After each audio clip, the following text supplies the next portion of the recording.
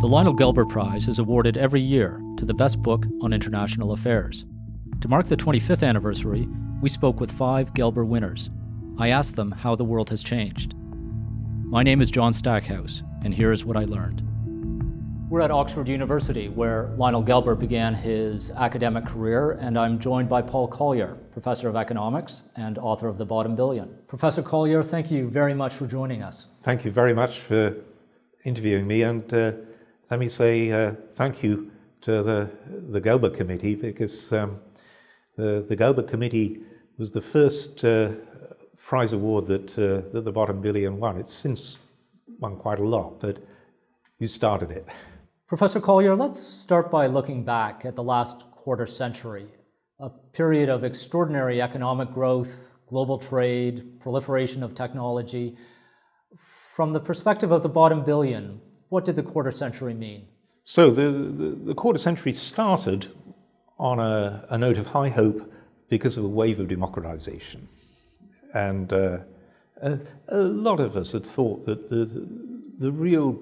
one of the real difficulties with the countries of the Bottom Billion was that they were misgoverned by dictators, which they were.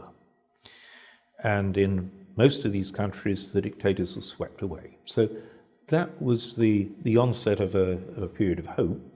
And then the first decade of the 21st century was actually, in some respects, an even more benign decade for the Bottom Billion.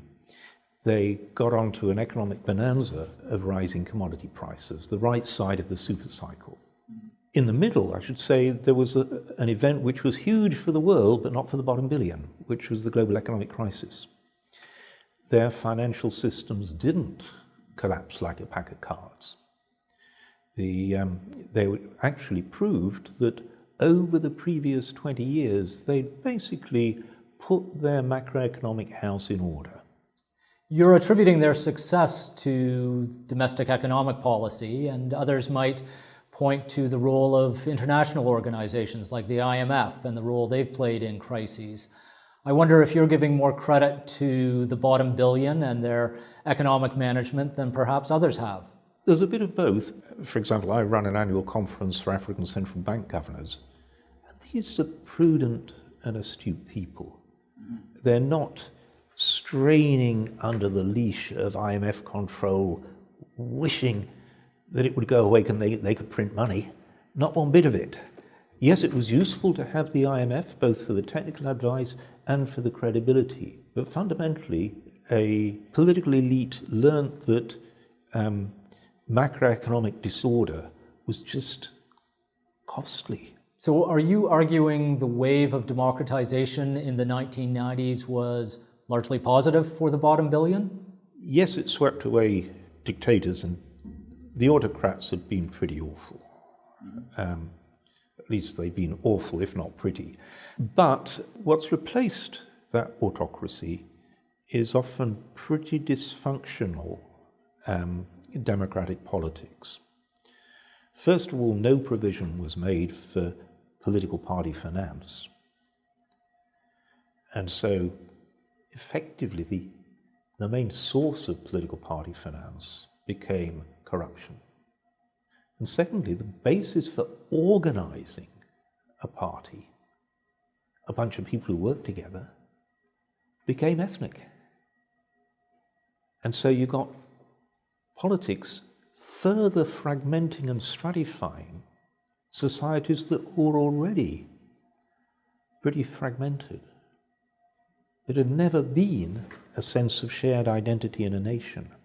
I'm a great admirer of the government of Ethiopia, also the government of Botswana, the government of Rwanda. Now, Botswana is a democracy. It would be harder to say that of Ethiopia and Rwanda, but even Botswana, political power has never actually changed hands since independence. So there's a party which contests elections very honourably, but it keeps winning. It's a little bit analogous to Singapore. It's well run. There's a national party that a lot of people support, and it stays in power. But they're clean. All three of these governments are clean. I know the leaders. I know they're clean. I see their houses. They live modestly, and they and their parties have built, you could call it an ideology or a narrative about, or an ethical norm about building the future. What is the role of leadership in a poor country? It's to transform opportunities for the next generation. And as part of that, they're working on a national identity, not a sectional identity. As you argue in the bottom billion, many of the poorest countries are multi-ethnic and therefore harder to manage politically, especially as politics become more competitive, as you say, more exploitative and even more violent. Have many of the poorest countries managed to develop a successful multi-party system, or are we seeing a shift towards a dominant single national party approach? I suspect that the sensible sequence is phasing. President Nyerere, the first president of Tanzania, who was a great man, not power hungry. He stepped down eventually of his own volition, and he wasn't rapacious. He lived modestly. But President Nyerere said, basically, we can't afford multi-party democracy in the present circumstances, which were the circumstances post-independence. He said, I've not been bequeathed a country. I've been bequeathed 120 tribes. And we've got to forge those 120 different identities into a shared identity. And Nyerere adopted a range of very effective policies, a common language, new capital, making sure that civil servants didn't work in their own regions, a common educational curriculum, all building a sense of shared identity. And across the border in Kenya, successive generations of politicians did the opposite. They scratched the wound of ethnic fragmentation and made it worse. And that's produced a politics in Kenya, which is today very much harder to manage than the politics in Tanzania. So Tanzania has evolved to the stage where it can sort of do multi-party competition, but it's again on a bedrock of having built shared identity. You talk in the bottom billion about a resource trap, and we've just come through an extraordinary commodity cycle. Some call it a super cycle. And I wonder what you think developing countries, especially the poorest countries, have learned from the last decade of boom, really, in the commodities sectors. And now that we've seen a significant correction in prices, what should they be prepared for? The story for Africa is that the last decade was a decade of discovery, because the price increase triggered a lot of investment in prospecting. And where should you go and look? You should go and look in the least prospected places on earth, which was the countries of the bottom billion. You know, about a third of all the oil and gas discoveries in recent years have been in Africa. And so the last decade was the decade of discovery. The coming decade is the decade of extraction. Those discoveries are now going through the phase where there's a big investment in order to get the iron ore to port, or the oil or out of the ground, or the gas converted into liquid form. These are big investments, and that will come on stream during the present decade. As countries see revenues grow in the decade ahead, do you have confidence they'll make wiser decisions on what to do with that money than we've seen in decades past? Societies mainly learn through their own mistakes rather than reading a book or listening to a lecture. It's a hard school experience, but it's an effective school. Ghana's just made quite a big mistake. Oil was discovered in 2007. At that stage, Ghana was a pretty well-run economy. The oil came on stream in 2011. As we speak, there's an IMF team going into Ghana to do an emergency macroeconomic recovery program. So 3 years into the oil, they're in a macroeconomic mess. At this stage, what are the key learnings from Ghana? Ghana did some things that really looked right. It recognized that revenues should be used for the future, and so set up a sovereign fund for future generations, actually called a fund for future generations. And a couple of $100 million was put into that pot. But at the same time, the government of Ghana went out and borrowed about $2 billion on the international sovereign bond market. That's a great idea for Norway.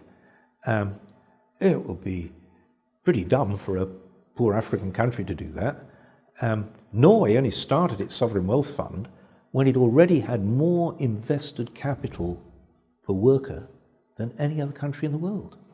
So what Norway did was very sensible for Norway. It would be completely stupid for a country that is desperately short of investment. And so the social learning from a few mistakes is not just confined to the countries that make those mistakes. They become a social learning process across a region. I'm confident that as we go forward, that mistake will become less frequent. Let's shift to trade. An extraordinary boom in global trade over the last 25 years. Yet, as you've argued in the bottom billion, the poorest nations did not get an appropriate share despite a cost advantage in many countries. Why would that be? Yes, I mean, the bottom billion basically got commodity trade, natural resources. And indeed, as I explained in the bottom billion, there's a good reason for that, which was China. China has been through a phase where it was hyper-competitive. It had still had cheap labor, but it managed to build clusters of industry with powerful scale economies at the level of the city. So one of my favorite examples, which I think I didn't put in the bottom billion, but I should have done, is buttons, where 2/3 of all the buttons made in the world are made in one Chinese city, Buttonopolis. And why is that? It's not that the city has any natural advantage. You don't scratch under the pavements and find buttons, nor is there sort of Mega Button Incorporated there. There's just lots of small button firms all clustered together. And so it's very hard. If you're an African button maker, how do you compete with that?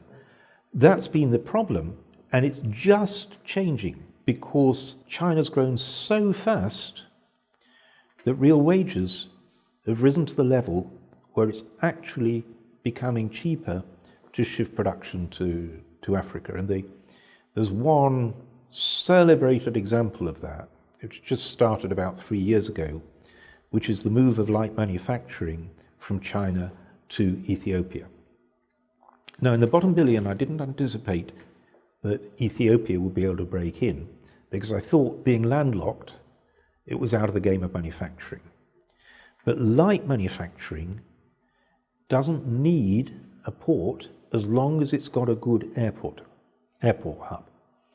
And Addis is a very good air hub. And so the cluster is now growing around Addis Airport. And the impetus for that is that a firm in China is paying $500 a month for a worker. When it moves to Addis, it's paying $50 a month. Now, productivity is a bit lower in Ethiopia. It's only about 70% of China at the moment, though it'll doubtless rise. You've developed the idea of a conflict trap, and now you're arguing that countries have become much better at managing internal conflict. We've certainly seen a decline in war in Africa. Are you confident that this trend is established and that the shift to a peaceful Africa is perhaps even irreversible? I think certainly the trends are favourable, not just in Africa, but globally. There are qualifications to it. One is the Sahelian region, which is fragile. And fundamentally, it's fragile because it's so poor that these societies cannot afford to protect themselves. They're too poor to buy peace. Just in the last 3 years, Mali suffered a devastatingly destabilizing invasion, which was from about 800 armed men. The spillover from Gaddafi. 800 armed men. The Malian army just wasn't up to defending the country against 800 armed men. Central African Republic, same sort of story. In each case, how was the situation salvaged? By the French flying in at the very last minute. Is that the source of solution that anybody wants, including the French? No, believe me, nobody wants that. And then there's another threat in countries which are not too poor to buy peace. Nigeria, Kenya will be major examples, where they're threatened from radical Islam. Nigeria and Kenya both have the financial resources to defend themselves. But the military is not an effective organization.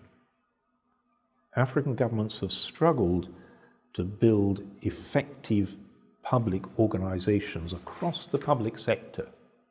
Teachers don't turn up to teach, nurses steal drugs, soldiers don't fight effectively to protect their fellow citizens. There it's a problem of building enough national identity that a military, which should be emblematic of national identity, of fighting, literally protecting your fellow citizens, the militaries work. The Sahel is a different order of problem. And there is a solution to the Sahel, but it really requires building some collective capacity for defense. I actually sketched this in the bottom billion. We want the equivalent to what America did for Europe in NATO. And now it's especially Europe's turn, but North America as well, to help Africa to build, to provide the logistics to Africa and the money, where Africans provide the troops to defend their own region. The region they've got to defend is the Sahel. You talk about radical Islam. Of course, radical Islam has been present on African soil for decades in various forms. Should we take solace that it has not spread more or faster, or be concerned that it has threatened to topple some governments?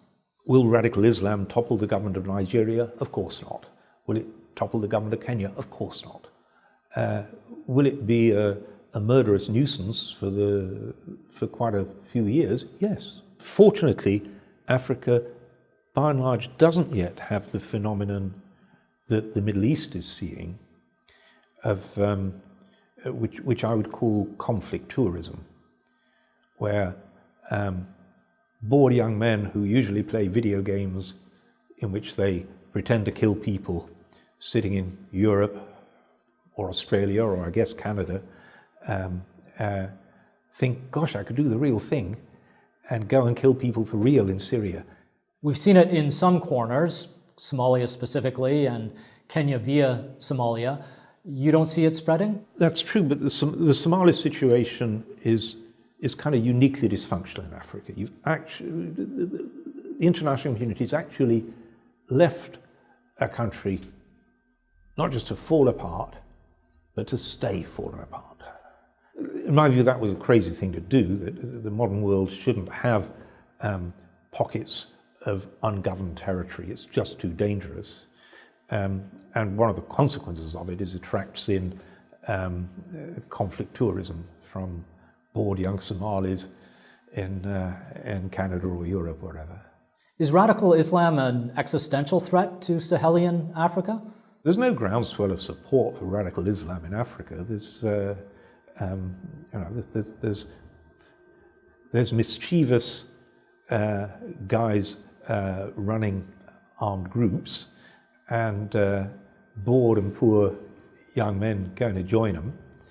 Radical Islam does pose an existential threat in the Middle East, where societies really do seem to be divided, with significant groups of people wanting to revert to some mythical age of radical Islam. There's massive digital change going on globally. Would you anticipate Africa playing a greater role or watching it largely from the sidelines? Well, I don't know about continue to observe it from the sidelines. Google sent a team to Kenya, not to show the Kenyans how to do stuff, but to learn from the Kenyans how stuff was done, because Kenya has been very much on the frontier of using mobile technology to develop international payment systems. And mobile international payment systems offer huge opportunities for Africa. So some technologies are very good news for Africa. Some new technologies will be pretty bad news, I think. So the technologies are a fickle friend.